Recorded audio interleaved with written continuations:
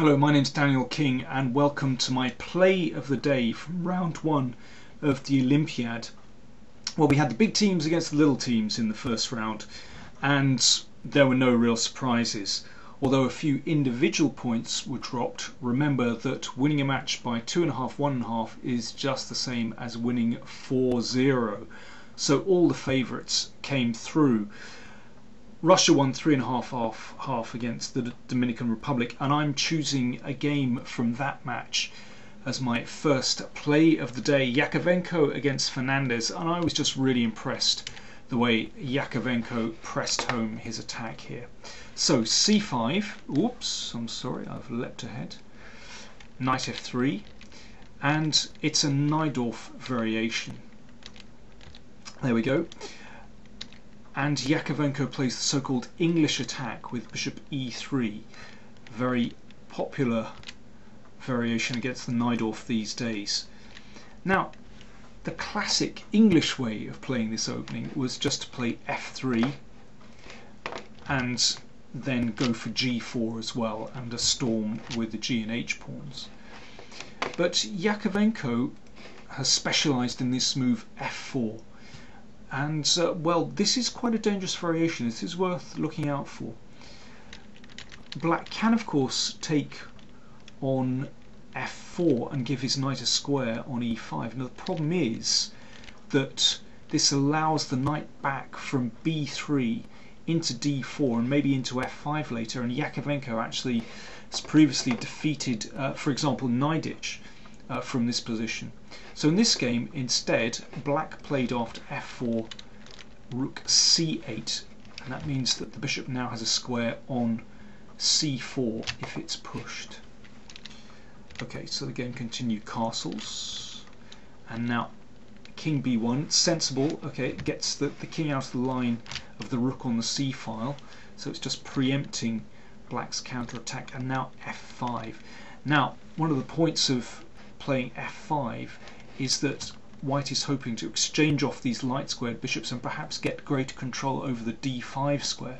So positionally this is well justified, you could say. But now a very good move from white. g4, not bothering to prepare this. I've seen some games where white tries to prepare this with h3 and only then g4. But I think in practical terms it's far more dangerous just to press forward with g4, sacrificing a pawn. And well, you can take this straight away. Some people have played h6 here with black, but okay, today white took on f1, then played rook c4 to attack this pawn, and after queen d3 only then did he take on g4. So what has white got for this pawn? Well, basically just positional compensation in the shape of an open g file. But also he's managed to exchange off these light square bishops, so as I said, greater control over d5. It's a very double-edged position. h6, that's an interesting move. Now, if white were to take on g7, which of course he'd like to do, then bishop g5 actually traps the rook on g7. Now, it's not quite as clear as all that. If you try and win this rook, then you can sacrifice the exchange back, take on d6, but now black has a clever move. Queen c7, giving back a piece, and then black takes on h2, and suddenly this pawn is pretty dangerous. The rook is a very long way from stopping that g-pawn, so black has good compensation here. Okay, that's a very long variation, but it just shows how tricky this position is, that a natural move like rook g7 doesn't seem quite to work. Okay, let's press on. Queen e2 was played. Now that preempts black's counter-attack with b4, because of course the rook would be en prise. Black plays knight b6. Oh, by the way, queen e2 also preempts bishop g5, hitting the queen. Rook d3, well, that's kind of a multi-purpose move. The rook may swing across to the king side, but also it prevents this possible exchange sacrifice on c3, breaking up white's queen side pawns. I think that's a very good move indeed. And who knows, maybe white could double on the d file as well. So a multi-purpose move. I think just waiting to see what black does here.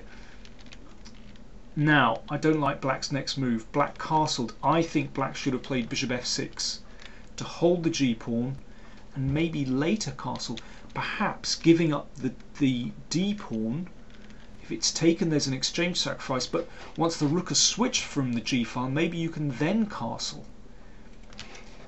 I think bishop f6 was a better move.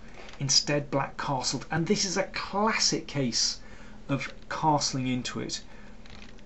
White doubled on the g-file and now tripled on the g-file. The attack just plays itself. For a pawn, this is worth it.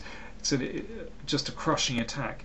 Okay, king king h8, and now rook takes g7. Obviously that can't be taken. Black tried bishop g5 again to try and trap that rook, but now black just took. And if pawn takes, then just h4. Pawn can't be taken. On the next turn we take on g5, and well, that's a crushing attack. Black took on g5, and now queen f2 hits the queen, but also hits the knight on b6. So the queen goes back to defend the knight. Now queen e3 keeps attacking the knight, but also now attacks the pawn on h6. That has to be defended. And now a very deft winning move. Okay, rook g7 check is threatened. If the queen takes the pawn, then the queen can take the knight on b6. So rook g8 was played, and now, well, black is just rolling with the punches from this point. All this happens with checks. White just crashes in and takes on f7. If the king comes up, then knight a5 is winning. King c8, and now a very nice move, queen a7, hitting a6, but also remember there's this pawn which is about to come through as well, and it's just a winning attack. Let's just go through the final moves. Queen a6. Okay, b5 is now falling,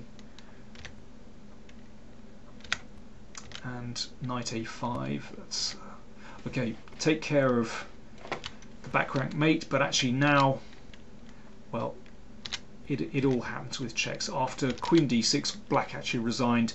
If king e8, then queen e7 is mate, and if king c8, knight a7 is mate.